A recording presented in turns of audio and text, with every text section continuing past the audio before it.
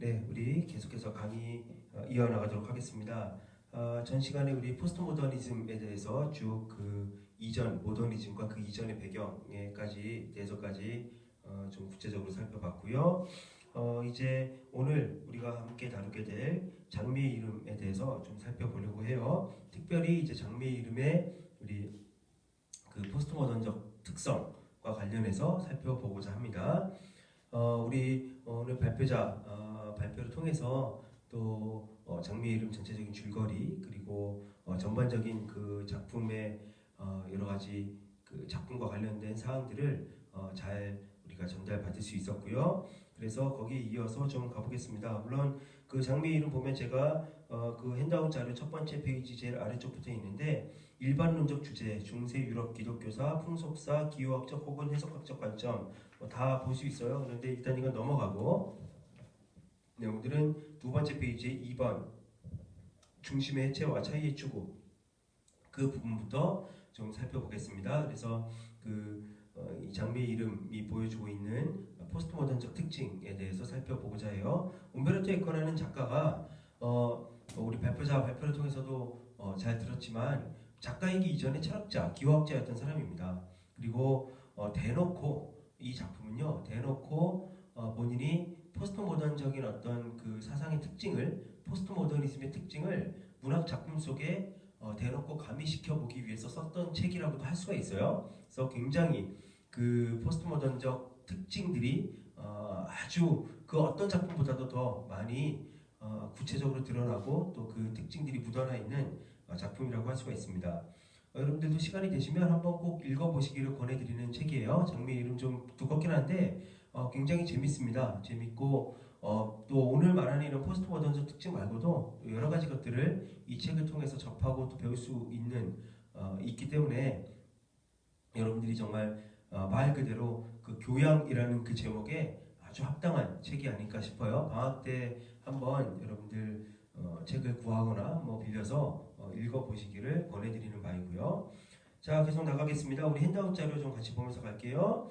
네, 두 번째 페이지 이 중심의 해체와 사이의 추구 그 부분입니다. 네, 포스트 모더니즘은 그래서 중심, 기원의 부정, 그리고 탈중심화, 해체, 차이와 다양성을 추구합니다. 포스트 모던의 아주 중요한 특징이죠. 그래서 중심의 부정, 기원의 부정, 그래서 탈종교적인 그런 그 모습도 많이 보이고 또 데카르트주의 그런 이성 중심의 사고도 해체시키려고 하고요. 그리고 어쨌든 뭔가가 중심이 되는 것, 중심과 주변을 나누는 그런 사유 자체를 이제 좀 해체시키려는 그런 시도를 포스트 모던에서 많이 볼 수 있습니다. 차이와 다양성의 추구 그리고 이전 시대, 이전 그 전통적인 유럽의 전통 속에서 타자의 위치, 그러니까는 좀 배척당하고 이렇게 배제당하고 했던 타자의 위치에 있던 것들을 다시 그 권리를 복원시키려고 하는 노력이 포스트 모던 시대에 많이 이루어진 건 사실이죠. 그래서 여성의 권리와 관련해서 페미니즘이 아주 크게 발전을 하기도 했고요. 또 이제 백인들과 유색인들 그리고 유럽과 서구와 그다음에 서구의 식민 지배를 당했던 다른 나라들과의 관계에 있어서도 그래서 그런 그 타자들의 위치를 복원시키기 위해서 탈식민주의 같은 그런 담론들이 포스트 모던에서 많이 이루어지기도 했었던 것을 볼 수 있고요. 자, 그래서 이 작품에 보면 장미의 이름에 보면 호르헤 수도사, 결국 이 살인 사건의 추리 소설의 형식으로 되어 있는데 이 작품이 살인 사건의 범인입니다. 근데 호르헤 수도사 장님 수도사인데요. 살인 사건의 범인이고 획일적 세계관의 상징. 벌써 장님이라는 것 자체가 맹목적 세계관을 보여줍니다. 그래서 작품에 보면 살인을 왜 저지르느냐 이런 거예요. 금서를 읽는 겁니다. 수도사들이. 이 사람에 따르면 이 호르헤 수도사라는 사람에 따르면 이 사람의 의견에 따르면 금서가 있어요. 뭐냐면 아리스토텔레스의 시학 제2권 2권이 이 수도원에 흘러 들어와 있었다라고 가정하고 지금 에코가 작품을 쓴 거예요. 여러분 우리가 알고 있는 포에티카 아리스토텔레스의 시학이라는 것은요 사실 하나밖에 없어요. 1권밖에 없는데 근데 1권, 2권으로 나눠져 있는 것도 아니고 그냥 하나밖에 없어요. 그런데 아리스토텔레스의 시학에서 아리스토텔레스 본인이 그렇게 이야기를 합니다. 그러니까 비극과 희극에 대해서 같이 이야기를 할 건데 우선은 뭐 당연히 그리스 시대에는 비극이 훨씬 중요한 장르였으니까요. 그래서 먼저 비극에 대해서 이야기를 해보도록 하겠다 이런 식으로 이야기를 해요. 이 얘기는 뭐예요? 희극에 대해서도 코미디, 희극에 대해서도 글을 쓸 계획을 갖고 있었다는 거죠. 근데 어쨌든 지금까지 남아있는 아리스토텔레스의 시학은 비극에 대한 내용밖에 없어요. 그래서 많은 사람들이 아리스토텔레스가 희극에 대해서도 글을 썼을 것이다. 근데 우리가 발견하지 못하고 있는 것이다 라고 그렇게 이야기들을 하는 사람들도 많이 있죠. 특히 왜 그러냐면 오늘날 우리가 알고 있는 비극에 대한 글, 그러니까 아리스토텔레스의 시학, 포에티카, 비극에 대해서 주로 이제 논하고 있는 오늘날 우리가 알고 있는 시학도요. 원래 그리스의 철학자 아리스토텔레스가 쓴 책이지만 그게 유럽 내에 없다가 십자군 전쟁 때 유럽의 군인들이 저쪽 동방의 원정을 가서 중동 지방의 원정을 가서 거기서 들고 왔어요. 어떻게 해서 그 책이 거기 가 있었는지 모르겠는데 어쨌든 아리스토텔레스의 시학이요 유럽에 없다가 거기 가 있었던 거예요.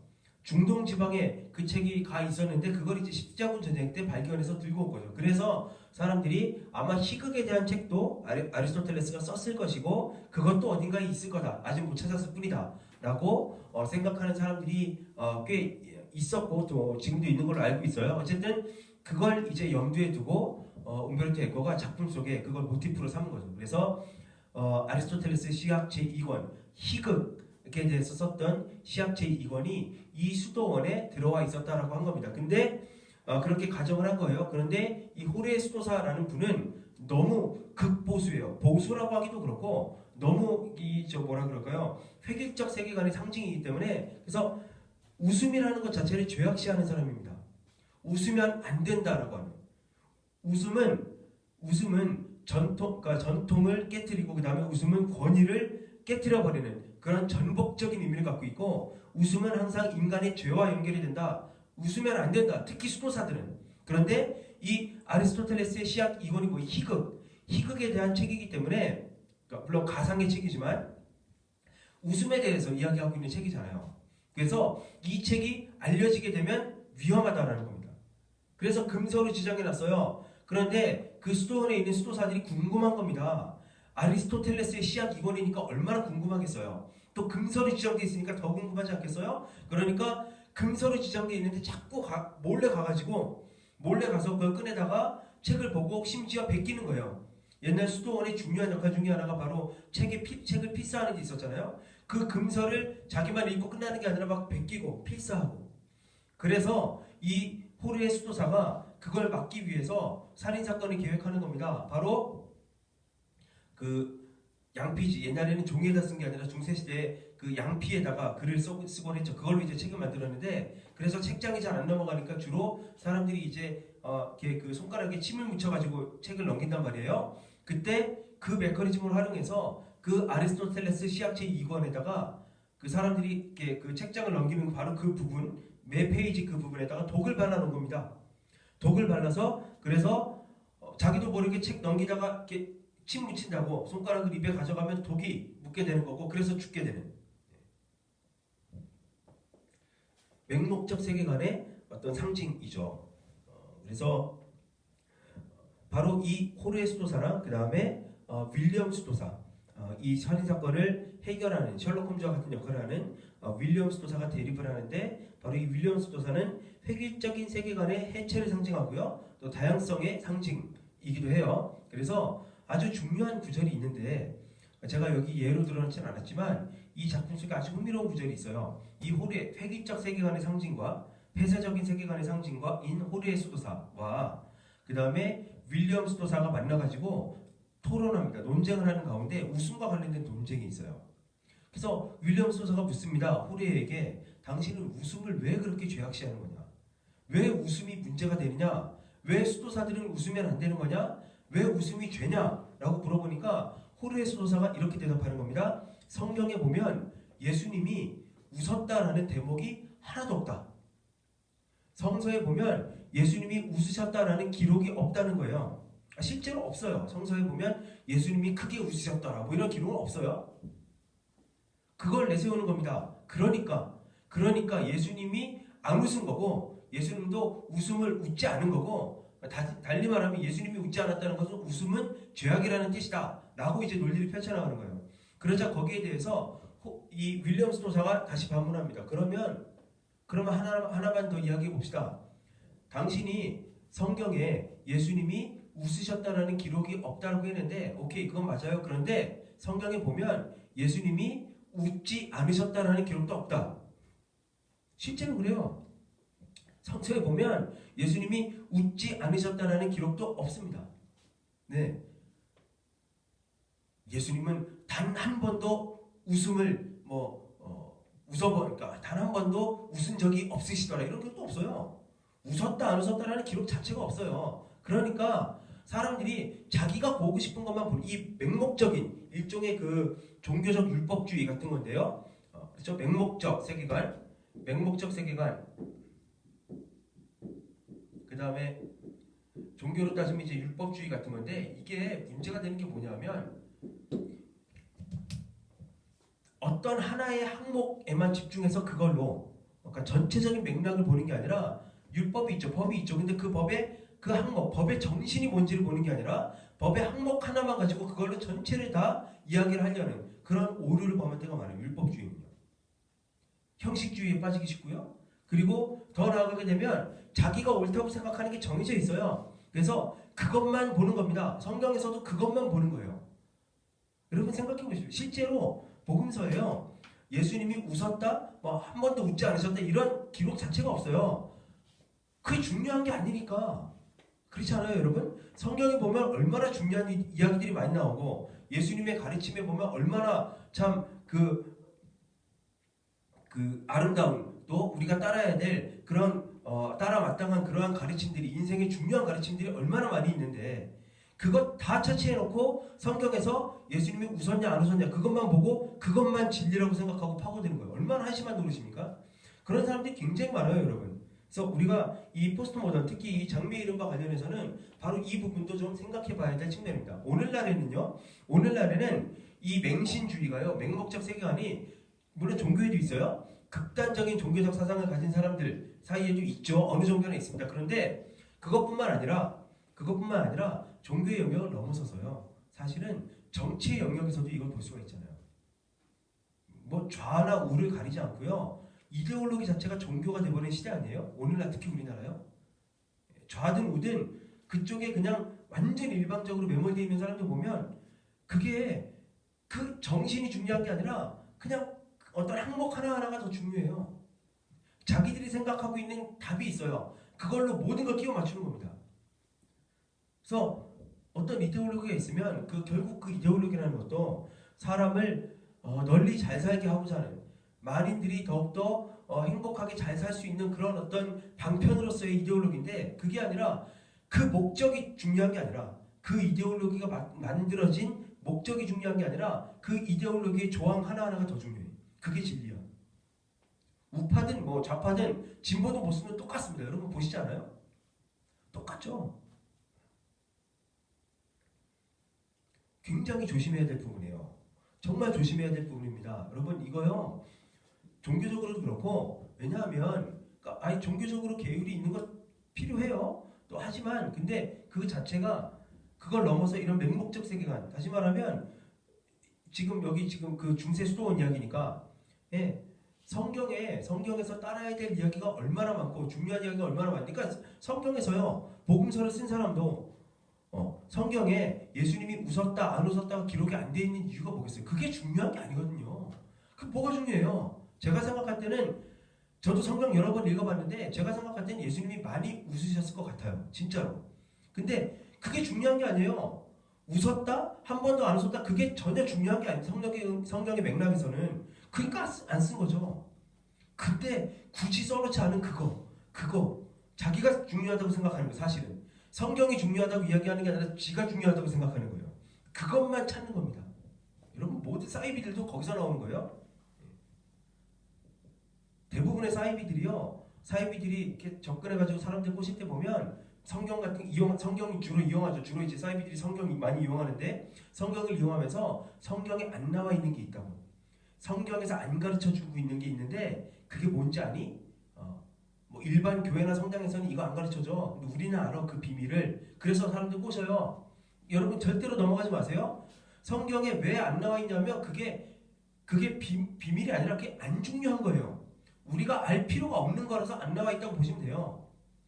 중요하지 않으니까 안 적은 거예요. 예수님이 웃었다 안 웃었다 별로 안 중요해요. 그게 중요한 게 아니거든요. 성서의 맥락에서. 근데 사람들은 본인이 거기에 꽂히면 그것만이 진리라고 생각, 그것만이 중요하다고 생각하고, 그래서 본인이 수도사인데 평생 성경을 연구하고 신앙생활 하는 사람 아니에요? 근데 본인이 생각하기에 웃는 게 나쁘다. 웃음이 좋은 거냐 나쁜 거냐 그거에만 꽂혀가지고 성경 전체를 그걸로만 해석하는 거예요. 평생을. 성경을 봐도 보지 못하는, 성경에 그런 구절이 나와요. 보아도 보지 못하고 들어도 듣지 못하는 사람들. 이런 사람들이에요. 성경을 봐도 성경이 이야기하고자 하는, 성경을 들어도 성경이 진짜로 이야기하고자 하는 내용을 전혀 이해하지 못하고 지가 보고 싶은 것만 계속 보는 사람들. 굉장히 위험한 겁니다, 여러분. 이거. 저희 과가 프랑스 학과인데 이제 저희 쪽이 그래서 프랑스뿐만 아니라 이제 그 프랑스어를 사용하는 이른바 프랑코폰이라고 하는 그 사회들에 대해서도 연구를 많이 하고 또 그쪽하고도 교류를 많이 하고 프로젝트도 하고 해서 한때 이제 학생들을 그쪽으로도 이렇게 많이 그 연수도 보내고 그 유학도 보내고 공부하러도 보내고 뭐 그런 프로그램들이 많이 있었어요. 그래서 과 학생들 가운데 주로 이제 마그렙 지방, 우리 지난번 알베르 까미 할 때 이야기했던 모로코나 알제리 이쪽에 가서 기업 연수원으로 또 인턴십을 하기도 하고, 혹은 또 그쪽에 학교에 이제 공부하러 가기도 왔다 갔다 하기도 하는 학생들도 많이 있습니다. 그런데 갔다 온 친구들 중에 대부분이 하는 이야기가 바로 그거예요. 뭐냐면 거기는 이제 다 이제 무슬림 국가거든요. 그 북아프리카 지역은 알제리, 모로코. 근데 가서 이제 살다 보면 평상시에는 모르는데 이제 일상생활에 직접적으로 와닿는 때가 있대. 그게 뭐냐면 바로 그 라마단 기간. 그 무슬림들은 라마단이라고 해서 1년에 한 번씩 꽤 오랜 기간 동안 금식을 하는 그 시기가 있잖아요. 라마단 기간이 있습니다. 그런데 모로코, 알제리 갔다 왔던 우리 한국인 학생들이 이야기하는 거예요. 자기들이 생각할 때 객관적인 제3자 입장에서 볼 때는 좀 이렇게 그 이해할 수 없는 부분들이 있었다라는 겁니다. 그게 뭐냐면 자, 무슬림들이 지키는 라마단 기간 뭐 당연히 존중해야 하고 존중할 수 있죠. 그런데 이 친구들이 말하는 건 라마단 자체를 존중하지 않아서가 아니라 이 친구들이 말하는 본인들이 납득할 수 없었다는 건 뭐냐면요. 바로 이런 부분이에요. 라마단이 꽤 오랜 기간 동안 지속되는데 그 기간 동안 한 번도 밥을 먹으면 안 되는 게 아니에요. 그러니까 뭐냐면 해가 지기 전에는 금식해야 되는 거예요. 해가 진 후에는 밥을 먹어도 돼요. 라마단의 규칙이 그렇습니다. 그래서 이렇게 낮에 해가 떠 있는 동안에는 금식하고 해가 진 다음에 먹는 거예요. 그렇게 할 수 있어요. 그러니까 이제 꽤 오랜 기간을 유지를 할 수가 있는 거죠. 그럼 다시 말하면 풀타임 금식이 아니라 이쪽에 그러니까 하루에 뭐 한 끼 정도만 먹는 거예요. 그러고 이제 보내는 건데, 그래서 이 아랍 지방 사람들의 생각으로는 시간관 자체가 우리랑은 좀 달라서요. 하루의 끝이 우리는 이제 밤 12시가 되면 하루의 끝이고 새로운 하루의 시작인데 그게 아니라 이 사람들은 전통적으로 해가 지면 그날 하루가 끝나는 거예요. 해가 지는 순간 하루가 끝나고 그 다음날이 시작되는 겁니다. 그래서 유대인들도 마찬가지예요. 유대인들이 안식일을 지키잖아요. 안식일을 이제 유대인들은 토요일을 안식일로 지키는데 뭐 정확히 말하면요. 토요일이 아니라 토요일도 맞죠. 근데 정확히 말하면 금요일 해 질 때부터가 안식일이 시작이에요. 해가 지면 그날이 끝나는 거기 때문에 금요일 해질 때부터 그 다음 토요일 해질 때까지가 안식일인 겁니다. 사실은. 그래서 이런 것과 연관이 돼요. 이 아랍 사람들도 해가 질 때까지는 금식을 하고 해가 진 다음날, 그러니까 다음날이 시작이죠. 그리고 해가 진 다음부터는 그러니까 그 다음날 해가 뜨기 전까지는 밥을 먹어도 돼요. 그런데 이 친구들이 이제 아랍 지방에 가서 살다 보니까 라마단을 안 지키는 친구들도 많고 젊은 애들 가운데는. 근데 지킨다고 해도요. 지킨다고 하는 친구들 중에도 자 이제 낮에는 금식해요. 낮에는 안 먹는 거예요. 자기들 계율이니까. 안 먹는데 밤이 되잖아요. 그럼 완전히 폭식을 하는, 밤에. 해가 딱 떨어지고 나면 그냥 뭐 폭식 정도가 아니라 엄청나게 먹고 그 다음에 놀러 다니고, 밤에 여기저기 막 놀러 다니고 밤새도록 노는 거예요. 먹고 마시고 하면서. 그리고 아침 되면은 잠자고 아침 되면은 또 금식하고 밥 안 먹고. 그래서 우리 그 갔다 온 한국 학생들이 하는 이유가 도대체 왜 하는지 모르겠다는 거예요. 금식을. 그럴 거면 뭐하러 하냐고 이거죠. 저도 같은 생각입니다. 그럴 거면 뭐하러 해요? 그냥 낮에 먹지 밥을. 금식을 하라고 하는 이유가 저는 이슬람은 아니지만 그래도 이유가 있을 거 아니에요. 대충 뭐 뭔지는 알 것 같아요. 1년에 한 기간 동안 정해서 낮에 밥 먹지 말고 금식을 하는 것 자체가 그래도 1년에 한 번 그 기간 동안이라도 그 라마단이라고 하는 그 기간 동안이라도 좀 이제 세상적인 어떤 그런 어떤 쾌락 그런 세상적인 것들을 추구하는 것을 좀 끊고 좀 자기 자신을 돌아보고 일종의 기도하고 하면서 스스로를 점검하는 시간으로 가지라는 거 아니겠어요? 그게 라마단 기간의 정신이잖아요. 정신인데 율법주의에 빠지면 그 정신은 왜 라마단을 지키라고 했는지, 왜 금식을 1년에 한 번씩 그렇게 일정 기간 동안 하라고 했는지 그 의도와 정신은 사라지고 그 조항만 남는 거예요. 해질 때까지는 안 먹고 해진 다음에 먹어도 된다.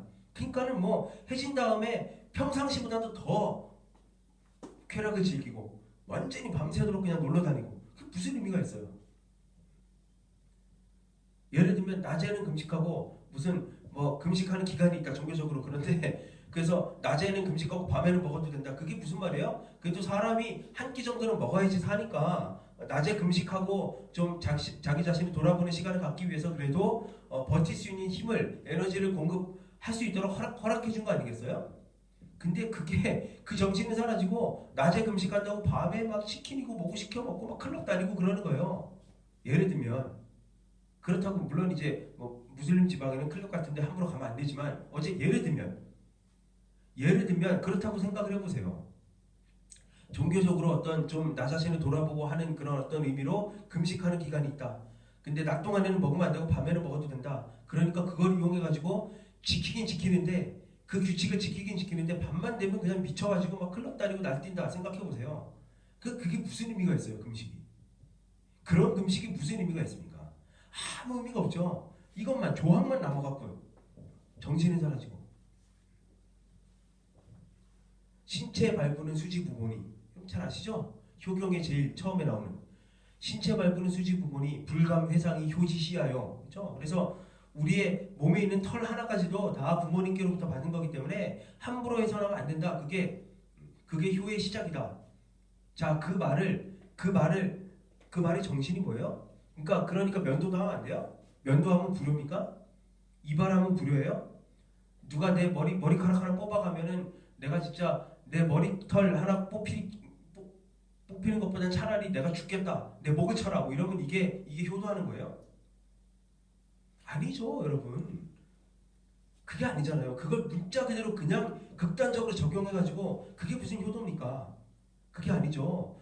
그 말에 신체 발부는 수지 부모니 불감회상이 효지시야 이 말에 목적이 있잖아요. 그 가르침의 목적이 뭐예요? 그만큼 내가 살아가 내 몸이 나 혼자만의 몸이 아니고 내 삶이 나 혼자만의 삶이 아니다. 부모님으로부터 물려받은 몸이고 삶이고 그래서 내가 함부로 내 몸을 굴리고 함부로 인생 막 내 거라고 내 인생 주인은 내 거라고 함부로 인생 살아가면 안 된다라는 거잖아요. 그게 목적이죠. 부모님 생각해서라도 항상 네 몸을 잘 돌보고 그리고 반듯하고 깨끗하게 살아가라 이런 거 아니겠어요? 그게 목적인데 그 목적은 다 사라지고 털 하나도 나는 건드린다. 면도하면 나는 죽는다. 뭐 이런 식으로 나와버리면 그건 골치 아픈 거잖아요. 바로 이런 부분입니다. 호르에 같은 세계관. 굉장히 위험한 세계관이에요. 근데 오늘날에는 곳곳에서 볼 수 있어요. 심지어 아이돌 그룹까지도. 어떤 누구를 스타로 추앙한다라고 하면 다른 모든 사람들은 다 배제시켜버리고 그냥 정치 분야. 굉장히 조심할 필요가 있습니다, 여러분. 정말 조심할 필요가 있어요.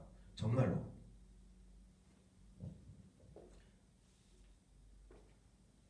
모든 것들을 그 자신의 잣대로 판단하려는 생각. 대단히 위험한 생각이죠. 항상 조심하셔야 돼요, 여러분. 진짜로요. 자, 그 다음.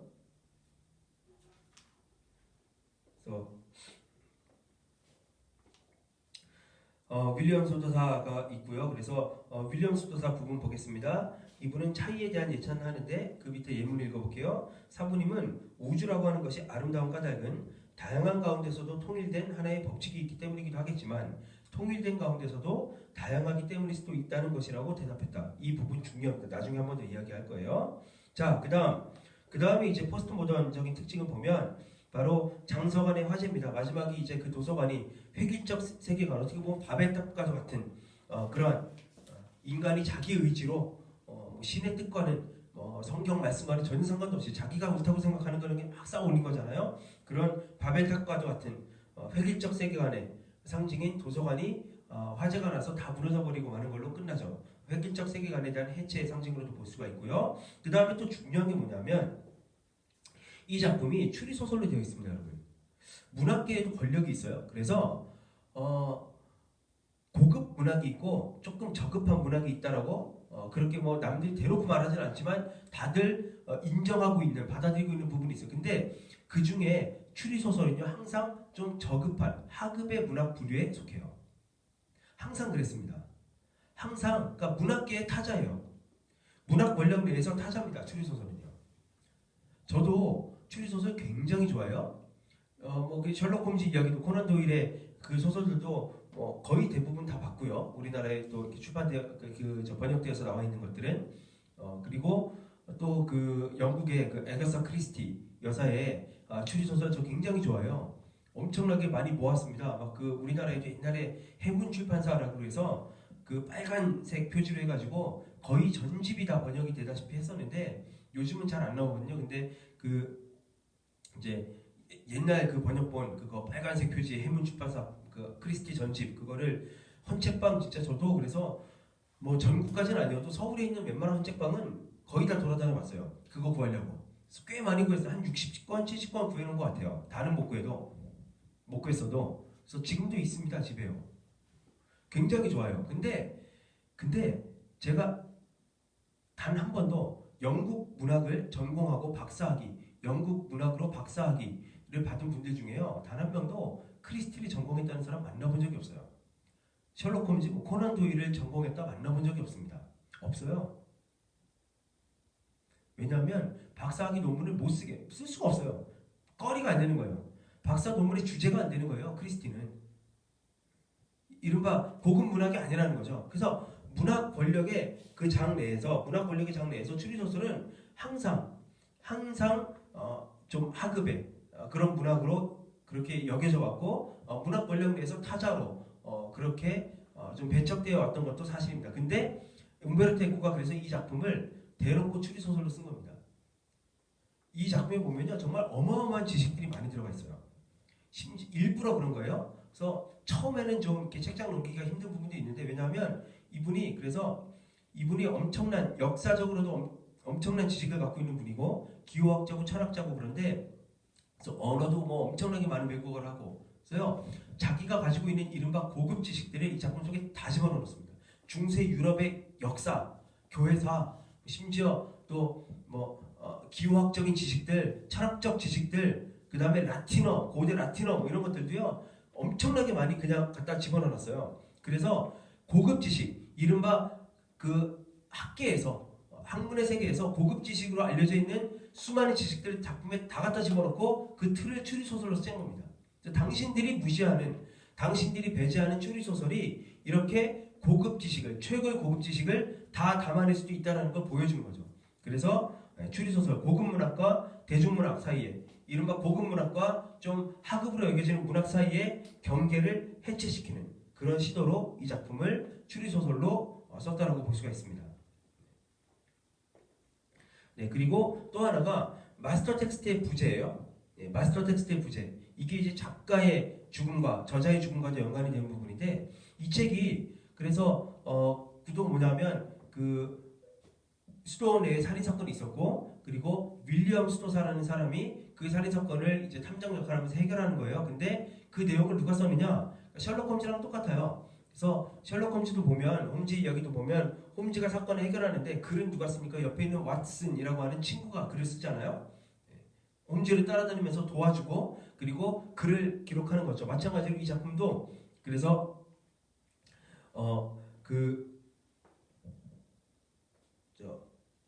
그러니까 윌리엄이라는 수도사가 홈즈의 역할을 하는 거예요. 그래서 탐정 역할을 하고 그 다음에 윌리엄 수도사를 따라다니던 아드소라고 하는 제자, 어린 수도사, 그러니까 윌리엄의 어떤 그 함께 먹고 자고 하면서 같이 배우는 어떤 제자 같은 그러한 어린 수도사 아드소가 옆에서 스승을 따라다니면서 봤던 이야기를 기록한 거예요. 정확히 말하면 이 내용의 이 이야기의 원래 저자는 아드소라고 물론 아드소라는 인물, 윌리엄이라는 이름 다 인물 다 가상의 인물이지만 어쨌든 아드소라는 사람이 처음에 썼던 글입니다. 그런데 작품에 처음에 보면 그래서 이 아드소라는 그 윌리엄 스노사의 제자가 썼던 글을 직접 구해서 여기다 옮겨놓습니다라고 해놓은 게 아니라요.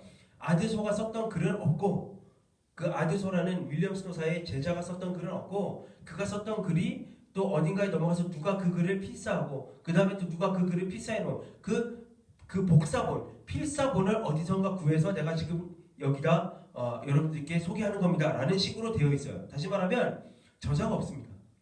마스터 텍스트가 원본이 없는 상태예요. 복사본만 있는 상태.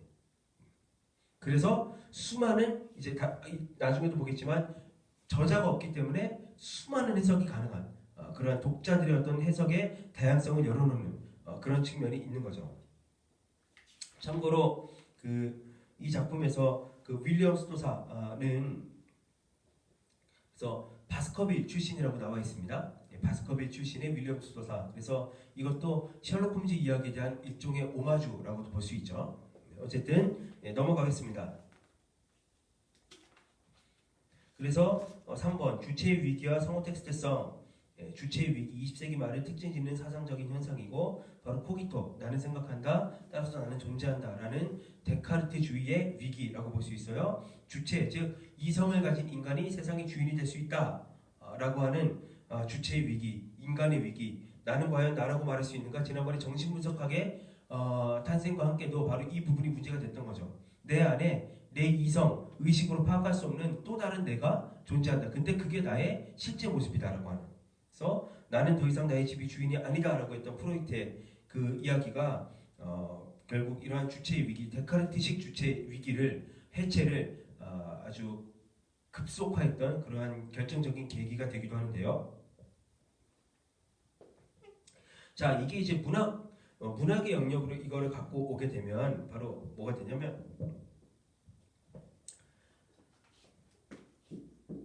저자의 문제가 문제시됩니다. 예전에는 이제 이거 이야기하고 롤랑 바르트 쪽으로 이제 건너갈 건데요. 예전에는 작품이 있으면 저자는 아까 말한 대로 예술가예요. 다시 말하면 인스피레이션을 받아서 특별한 영감을 받아서 남들은 할 수 없는 그러한 작품을 창조해내는. 그래서 저자는 예술가고 인스피레이션을 받은 일종의 창조자입니다. 창조자. 그리고 이 창조자가 인스피레이션을 따라서 쓴 그러니까 만들어낸 것이 바로 작품이라고 불리죠. 그래서 이 작품은 그냥 기술적으로 만들어낸 어떤 아까 이야기했던 그런 대상들과는 완전히 다른 의미예요. 특별한 인스피레이션을 받은 작가가 창조자가 돼서 만들어낸 그 인스피레이션을 가미시켜서 만들어낸 작품, 이전에 없었던 유일한 작품. 그래서 바로 이 인스피레이션이 바로 독창성이 되겠죠. 자신만의 독창성을 가지고 만들어낸 작품. 그래서 이 작품의 해석에 작품의 주인은 바로 작가였어요. 저자. 작품의 주인은 저자입니다. 그리고 독자는 그냥 손님일 뿐이에요. 그리고 작품 해석에 있어서 최고의 심판관은 바로 작가입니다. 수많은 사람들이 나와서 나는 이 작품 이렇게 봤어 저렇게 봤어 뭐 의미 해석에 대해서 이야기해도 마지막에 작가가 나와서 한마디 딱 던지면 나는 그렇게 쓴 거 아닌데 라고 한마디 던지면 그걸로 끝나는 거예요. 그래서 이 작가의 의도, 독창성, 인스피레이션 이게 바로 작품의 최후의 시니피에가 되는 거죠. 우리 지난번에 락강 이야기할 때 시니피에 맞잖아요. 작품의 최후의 시니피에가 있다는 겁니다.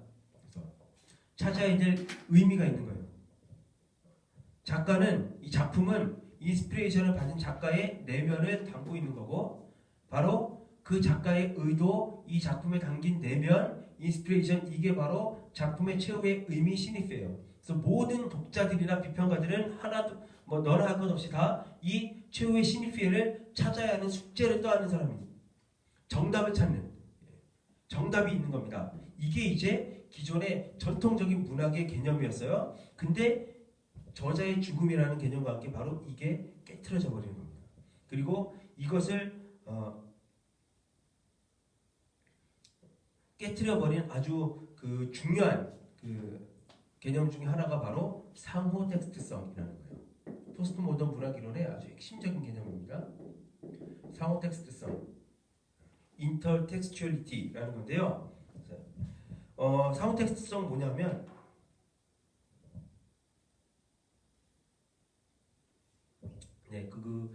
세 번째 페이지 중간 아래에 제가 적어놨는데, 그래서 상호 텍스트성은요 한마디로 말하면 이런 거예요. 작품이 특별한 인스피레이션을 받은 예술가가 세상에 없던 걸 만들어낸 게 아니라, 창조해낸 게 아니라, 그냥 작가라는 사람도 세상에 전혀 없던 걸 새로 만들어낸 게 아니라 그냥 예전부터 있어왔던 이야기, 자기가 살면서 들었던 이야기, 어디선가에서 읽었던 이야기, 배웠던 이야기들을 그 수많은 타자의 목소리들, 타자의 말들을 그냥 짜집기해서 뭔가를 새로 만들어냈을 뿐이다라는 거예요. 상호 텍스트, 하나의 텍스트 내에는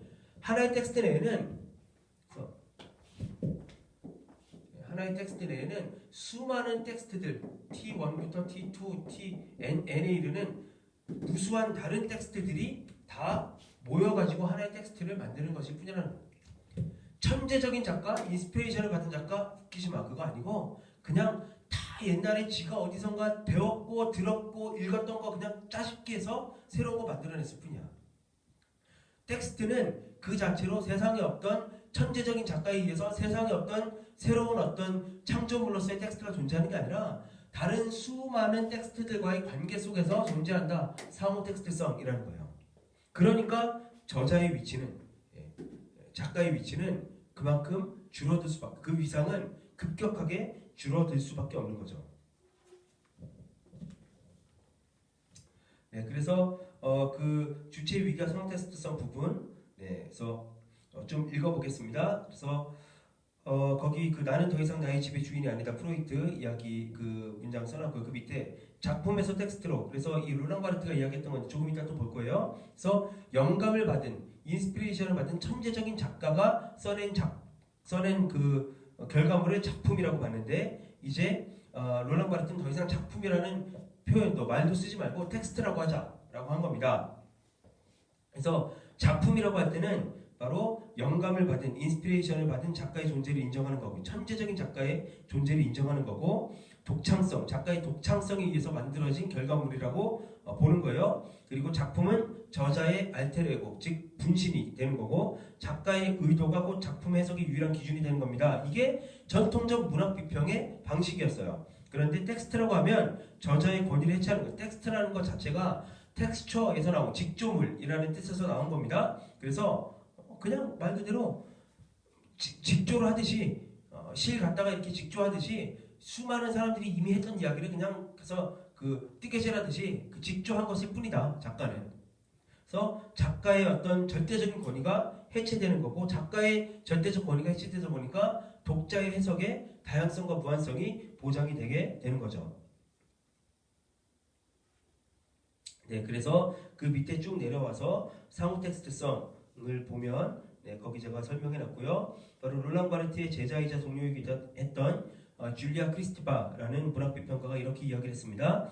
모든 텍스트는 인용의 모자이크로 이루어져 있으며 다른 텍스트의 흡수이자 변형이다. 이게 바로 상호 텍스트성 이론이에요.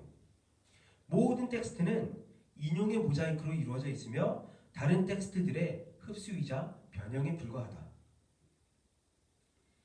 그래서 그 페이지 제일 좀 밑에 보면 움브르토 에코 본인이 이렇게 이야기를 합니다. 작품이 끝나면 작가는 죽어야 한다.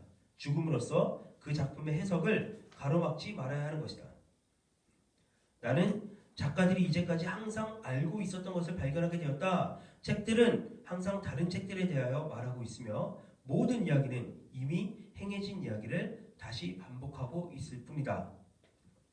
네, 그래서 그 밑에 내용들을 여러분들이 쭉 보시면 되겠고요.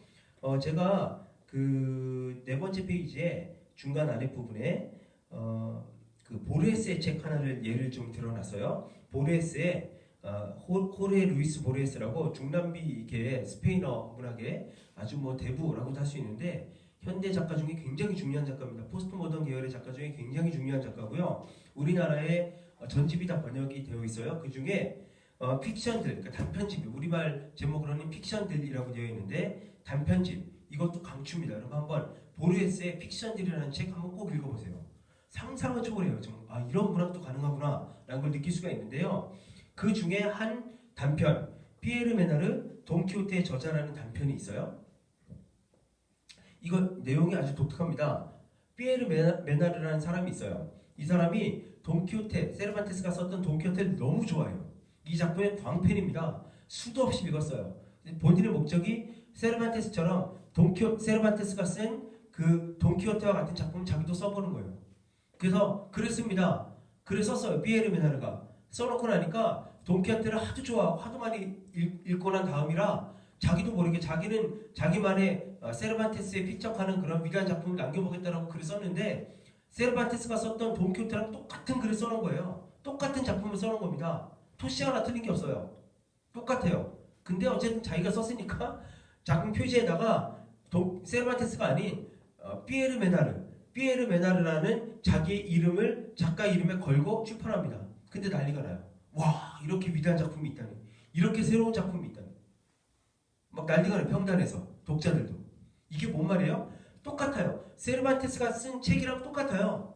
똑같은데 안에 내용은 똑같은데 저자 이름만 세르반테스라는 권위 있는 저자 이름이 빠지고 피에르 메나르라는 듣도 보도 못했던 이름이 작가 이름에 딱 들어간 겁니다.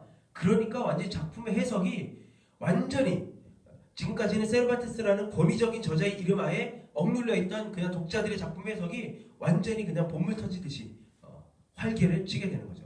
책이 완전히 새롭게 살아나게 되는 그런 것들을 지금 그 포스트 모던적인 그 독자 중심의 그 미학을 형상화한 단편이라고 볼 수 있어요. 여러분들 나중에 한번 읽어보시면 좋겠고요.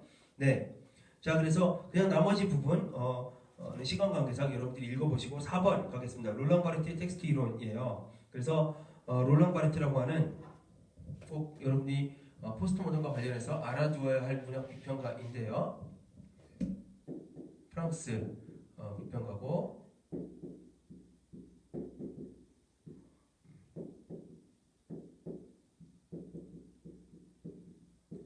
바르트라고 하는 비평가가 있습니다. 이 비평가의 텍스트 이론이 바로 포스트 모던 문학 비평 이론의 거의 핵심이라고 볼 수가 있는데 이런 거예요. 바르트에 따르면 저자와 작품의 전통적 개념이 있습니다. 저자, 그 다음에 작품, 아까 이야기한 작품. 그래서 전통적 개념에 따르면 저자는요 자기 작품의 의미 파악에서 최후의 심판관 역할을 수행해요. 그래서 수많은 사람들이 그 작품을 보고 수많은 해석을 해도 저자가 이렇다라고 이야기하면 끝나버립니다. 최후 심판관이에요. 문학을 주관하는 뮤즈로부터 특별한 영감을 받아서 창조 행위를 하는 것으로 이해됐습니다. 저자의 집필활동이. 저자의 창조는 신의 창조와 거의 비슷한 걸로 여겨졌어요. 그래서 무로부터, 엑스니힐로라고 하는데 무로부터의 창조로 여겨졌습니다. 따라서 작품은 당연히 그의 저자의 분신으로 간주됩니다. 내면성, 저자는 뮤즈의 영감을 받아 그 자신의 독창적인 노력으로 무로부터의 창조를 하는데 그때 자신의 내면성을 자신의 작품에 투사하고요.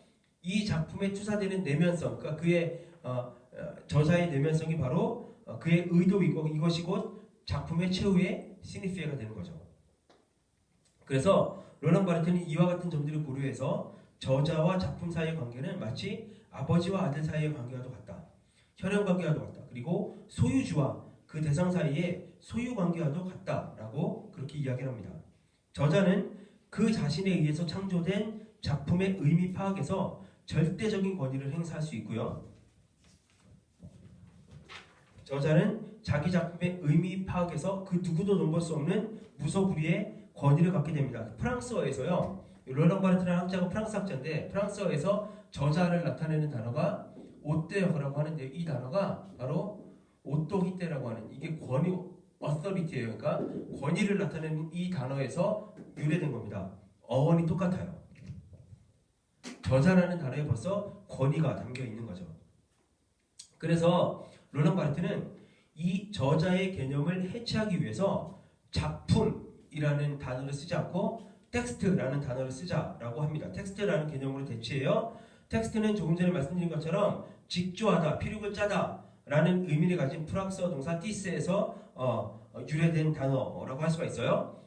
그래서 작품 개념을 텍스트 개념으로 대체한다는 것은 우리로 하여금 전통 비평의 탐구 대상이었던 작품이 그러니까 다시 말하면 영감을 받은 천재적인 작가의 창조물로서의 작품이 그런 게 아니라 그냥 다른 수많은 목소리들의 짜집기, 인용의 모자이크, 직조의 결과물에 불과하다. 그러니까 그 위상이 그렇게 변화되었다는 것을 의미하는 거죠.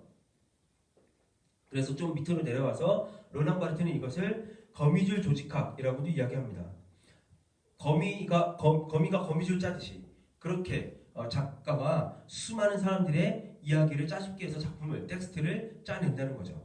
한 명의 저자는 자신의 작품을 창조할 때 무로부터 창조하는 것이 아니라 그보다 먼저 세상을 살고 간 또는 동시대를 살아가는 그런 다른 저자들의 작품들을 참조하고 그 작품들로부터 많은 것을 가져와서 그것들을 자신의 작품의 시줄과 난줄로 삼아 마치 피륙을 짜듯 또는 거미가 거미줄, 망을 짜듯 자신의 작품을 짜 나갈 뿐이라는 거예요. 그래서 상호 텍스트성 아까도 봤는데 다시 한번 읽어볼게요. 텍스트는 다른 텍스트들과의 관계 속에서 자신의 존재 이유를 갖게 됩니다. 사정이 이러하다면 저자는 이제 더 이상 자신의 텍스트의 주인도 아니고요. 아버지도 될 수 없고 소유자는 더더욱 될 수 없어요. 왜냐하면 텍스트의 시줄과 난줄에는 이미 다른 텍스트들에서 빌려온 요소들, 정확히 말하면 타자들의 목소리가 스며들어 있기 때문입니다. 그래서 이로부터 롤랑 바르트가 저자의 죽음 혹은 저자의 사라짐이라는 개념을 발전시켜요. 그래서 더 이상 저자라고 부를 수가 없다. 저자라는 개념에는 권위가 담겨 있는 거예요. 이 권위가 어디서 나와요? 인스피레이션을 받은 작가가 세상에 없던 거를 창조해내었다는 의미에서 저자의 권위가 인정되는 건데 그게 사라져버리니까 더 이상 저자라고 부를 수 없다는 거예요. 그래서 필경사라고, 스크립터라고 부르자. 베끼는 사람 그냥. 혹은 종이저자라고 부르자라고 합니다. 저자는 이제 자기 손을 빌려서 타자들의 목소리를 그냥 빌려서 전달하는 사람에 불과하다는 거예요. 타자들의 목소리를 모으는 자, 불어로 보이꼴레요라고 하는데 모으는 자에 불과하고 그리고 그러한 타자들의 목소리들의 모음의 결과물이 바로 텍스트다. 그리고 이제 저자는 문학을 하나의 연극 무대에 비유하면 예전에는 저자가 주연 배우였는데 단독 주연 배우였는데 이제는 그렇다고 저자의 자리가 없어진 건 아니지만 저 끝에 무대 저 끝에 서 있는 그냥 단역 배우로 그 역할이 축소되었다라고 이야기합니다. 텍스트는 저자와의 관계에서 아버지와 아들이라는 존재 신학적 입장에서 벗어나게 되어 저자의 위치는 과거의 특권적인 위치에서 이제 일개 문학이라는 파티에 한 명의 초대받은 자에 불과하게 됩니다. 그리고 그 밑에 이제 그 프랑스어 단어, 작가를 나타내는 단어와 관련해서 조금 더 이야기를 했는데 그거는 그냥 참고로 보시기 바라고요. 자, 저자의 위치가 이렇게 위상이 낮아지게 되니까 그 반대급부로 독자의 위상이 급부상을 하게 돼요. 저자는 더 이상 자신의 작품에 대해서 마지막 발언을 할 수 있는 권한을 가질 수 없게 되었습니다. 설사 저자가 자신의 작품의 해석에 참여할 수 있다고 해도 그것은 그냥 한 명의 해석에 불과한 거예요. 그래서 바르트에 의하면 필경사와 더불어 저자가 필경사로 이제 그 존재 위상이 하락하게 된 거죠. 그것과 더불어서 텍스트의 생산에 능동적이며 적극적으로 참여하게 된 다른 일방은 바로 독자입니다. 독자의 탄생은 저자의 죽음이라는 대가를 치러야 한다. 그래서 작품과는 달리 독자의 활동과 더불어 텍스트는 소비의 대상이 아니라 생산 과정에 포함되기에 이른다. 독서가 텍스트를 생산하는 과정이라는 거예요. 예전에는 완성된 생산물이었습니다. 천재적인 작가, 인스피레이션을 받은 작가에 의해서 그 창조자에 의해서 완성된 작품이었어요. 그래서 독자들은 그냥 이 완성된 작품을 소비할 뿐이었는데 이제는 그게 아니라 독자들이 각자가 독서를 하면서 각자가 독서 행위를 하면서 그러면서 예를 들면 100명의 독자가 이 텍스트를 이 작품을 보고 100가지 해석을 했다. 그러면 그 100가지 해석이 다 답이 되는 거예요. 정답이 없어져 버립니다. 예전에 락강 강의할 때 했던 내용을 좀 기억해 보세요. 그래서 100명의 독자가 100가지 해석을 내는다. 그 100가지 해석이 다 가능한 겁니다. 정답이 없어요. 혹은 한 명의 독자가 어떤 책을 내가 10번을 봤다. 근데 10번 다 다른 느낌이었다. 그럼 그 다른 느낌, 그 다른 해석이 다 정답이 될 수 있는 거예요. 그러니까 이제는 애초부터 어떤 시니피에 확실한 의미를 가진 완성품으로 작품이 주어지는 게 아니라 그냥 시니피형이 주어지는 거고 그 작품의 시니피에는 이 텍스트의 시니피에는 수많은 독자들이 읽으면서 생산되는 거예요. 수많은 독자들이 독서 행위를 할 때마다 새로운 시니피, 새로운 의미가 생산이 되는 겁니다. 그러니까 작품이 완성된 생산물이 아니라 독자들이 독서 행위를 하고 그 작품을 해석할 때마다 그 작품이 새롭게 생산되는 과정 중에 있는 거죠. 그리고 이러한 생산 과정은 또한 유희로 이해됩니다. 예전에는 작가의 영감을 받은 작가가 자기의 내면성을, 자기의 의도를, 독창성을 작품 속에 불어넣고 그게 작품의 유일한 시니피이고 최후의 시니피이고 모든 비평가나 독자들은 바로 이걸 찾아야 되고 그러면 이때는 독서 행위가 비평하는 행위가 고역이었어요. 숙제하는 행위죠. 힘든 과정이었습니다. 그런데 이제는 정답이 없어요. 누구든지 해석하면 그게 해석의 자유가 가능하고 해석하면 그게 정답이 돼요. 그렇게 되니까 어떻게 돼요? 이제는 고역이 아니라 힘든 작업이 아니라 이제는 즐거운 작업이 되는 겁니다. 그게 하나의 놀이처럼 유의처럼 되는 것이죠. 그래서 그 부분 제가 올려드린 핸드아웃 자리의 마지막 부분인데 읽어볼게요. 이 생산 과정은 또한 유희로 이해된다.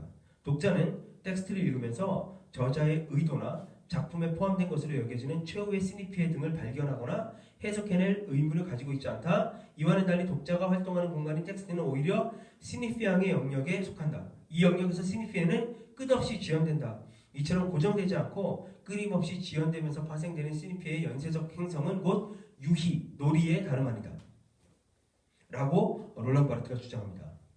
자, 오늘 수업을 마무리하면서 한 가지 이야기만 더 하겠습니다. 그러면 바르트가 이렇게 이야기했다고 해서 저자가 죽었냐? 항상 여러분 이런 포스트 모던의 중심의 해체 뭐 이런 것들이 주장하는 포스트 모던의 이론을 접할 때요 항상 조심하실 것이 있어요. 너무 이 이론 아까 우리 율법주의 조심해야 된다 그랬죠? 포스트 모던의 이론도 이렇게 가면 안 됩니다. 포스트 모던의 이론도 율법주의처럼 적용하고 해석하면 곤란해요. 굉장히 레디컬한 그런 이야기, 저자의 죽음이라는 게 그렇잖아요. 여러분 저자의 죽음이라는 게 말이 그렇지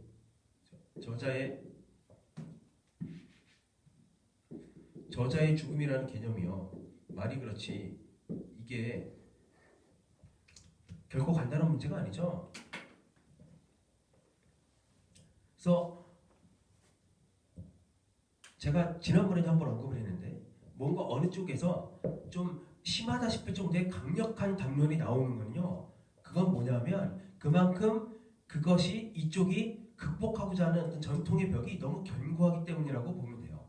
이쪽의 전통의 벽이 너무 견고하고 단단하기 때문에 그 벽에 뭔가 균열을 일으키려면 강력한 담론의 폭탄이 필요한 겁니다. 이것도 마찬가지예요, 사실은요. 그래서 저자의 죽음, 중심의 해체 이런 것들을 있는 그대로 이 포스트 모던의 어떤 그 담론들을 있는 그대로 문자 그대로 적용하려고 하지 마시고요. 그러면 사회 개판됩니다. 그게 아니라 왜 이렇게 강력한 담론이 나올 수밖에 없었는지 그걸 이해하고 그래서 우리가 이러한 담론들을 바탕으로 해서 그 다음에 어떤 방향으로 나아가야 할지를 좀 이렇게 한 걸음 떨어져 가지고 모색할 필요가 있어요. 왜냐하면 저자가 죽었냐? 죽었어요, 여러분? 저자가 죽었으면 저작권은 왜 있어요? 여전히 저작권법 살아있는 거 아시죠? 표절하면 안 되는 거 아시잖아요. 아까 보르헤스 이야기했지만 그 작품 단편에 나오는 피에르 메나르처럼 그렇게 하면 표절로 감옥 가는 거 아시죠, 여러분? 안 돼요. 그러면 그 얘기는 뭐예요? 저자의 권위가 여전히 살아있다는 겁니다. 저자의 창조자로서의 어떤 권위가 인정받고 있다는 거고요. 독창성이 인정된다는 거예요. 법적으로도. 실제로 롤랑 바르트는요. 이 사람의 마지막 꿈이 뭐였는지 아세요? 본인 스스로가 저자가 되는 거라고 이야기했어요. 이 저자가 된다는 이 오테르가 된다는 것이 다른 사람이 한 말이 아니라 롤랑 바르트가 한 말이기 때문에 분명히 의미가 있는 말입니다. 그냥 잘 몰라서 저자라는 단어를 쓴 게 아니에요. 이 사람은요. 본인이 저자의 죽음을 외쳤던 사람이니까. 본인이 작가가 되길 원했고요. 그것도 저자가 되길 원했어요. 참 아이러니하죠? 작가로서 작품을 이렇게 생산해내지 못했지만 그러지 못하고 세상을 떠났지만 롤랑 바르트는 어쨌든 본인이 비평가로서 혹은 기호학자로서 많은 저술 활동을 했고 또 많은 책들을 남겼습니다. 소설은 아니지 문학 작품은 아니지만 문학 비평서 또 기호학과 관련된 여러 저서를 남겼어요. 근데 그가 남긴 비평서가요 지금도 저작권이 아주 시퍼렇게 살아있어요. 그래서 함부로 번역도 못해요. 출판 못합니다. 왜냐하면 프랑스 출판사에서 롤랑 바르트의 책에 대해서는 로열티를 엄청나게 비싸게 요구하거든요.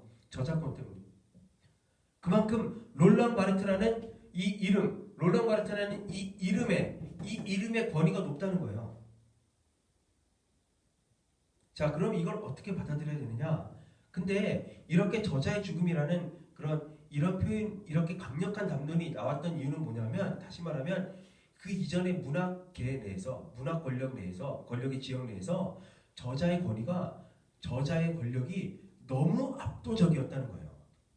너무 저자가 너무 중심에 있었다는 거죠. 그래서 너무 견고하니까 그 벽을 깨트리기 위해서 강력한 담론의 폭탄이 필요했던 겁니다. 실제로 과거에는요 문학 비평 모두 다 저자에 대한 연구로 다 환원됐거든요. 과도하다 싶을 정도로. 그래서 여러분 이 부분을 잘 기억해 두시기 바라요. 그래서 오늘날 포스트 모던 이후에 21세기에 들어와서 문학계에서요 문학 비평계에서 많이 이야기가 되고 있는 게 뭐냐면 바로 저자와 독자의 상생이에요. 바로 저자와 독자의 상생입니다. 이게 바로 오늘날 문학 비평의 화두예요. 사실은 바로 이거가 목적이었던 거죠. 저자를 죽이는 게 문제가 아니라 저자의 권위가 너무 과도하니까 그걸 좀 해체시키고 얼마든지 독자의 자유로운 해석도 가능한 그러한 분위기를, 그런 판을 만들고자 했던 겁니다. 그렇다고 해서 저자가 권위가 사라지냐? 아니요. 가능한 이야기잖아요. 상식적으로 생각해도 저자는 저자로서의 권위가 있어요. 저자의 독창성도 인정받아야 되고요. 그 다음에 저자가 작품에 불어넣은 어떤 의도, 그의 어떤 인스피레이션 이런 것도 충분히 인정해 줄 수 있죠. 하지만 그렇다고 해서 저자의 권위를 인정한다고 해서 독자의 자유로운 해석이 불가능하냐? 아니요. 그것도 가능할 수 있죠. 같이 갈 수 있는 거예요. 그래서 이런 부분을 우리가 통합적인 시각으로 포스트 모던의 담론을 바라봐야 될 필요가 있다라고 여러분께 말씀드리는 바예요. 시간이 좀 많이 지났는데 오늘 수업은 이 정도에서 마무리하도록 하겠습니다. 여러 가지 이야기를 했는데 여러분들 그래서 포스트 모던의 개념정의 첫 시간에 했던 것, 그 다음에 움베르토 에코와 롤랑 바르트를 통해서 본 포스트 모던의 문학 이론, 특히 텍스트 그리고 저자의 죽음과 관련된 이론, 그 맥락이 어떤 건지 이해하시기 바라고, 마지막에 이야기했던 그러나 이 담론 자체를 또 너무 있는 그대로 활용하지 말고 이 담론이 이렇게 강력한 담론이 나왔던 이유를 좀 이해하고, 그래서 통합적인 관점에서 우리가 새로운 시대를 모색할 필요가 있다는 것도 좀 한번 고민하고 생각해볼 필요가 있다고 그렇게 여겨집니다. 네, 오늘도 긴 시간 동안 수업 듣느라 수고하셨습니다. 고맙습니다.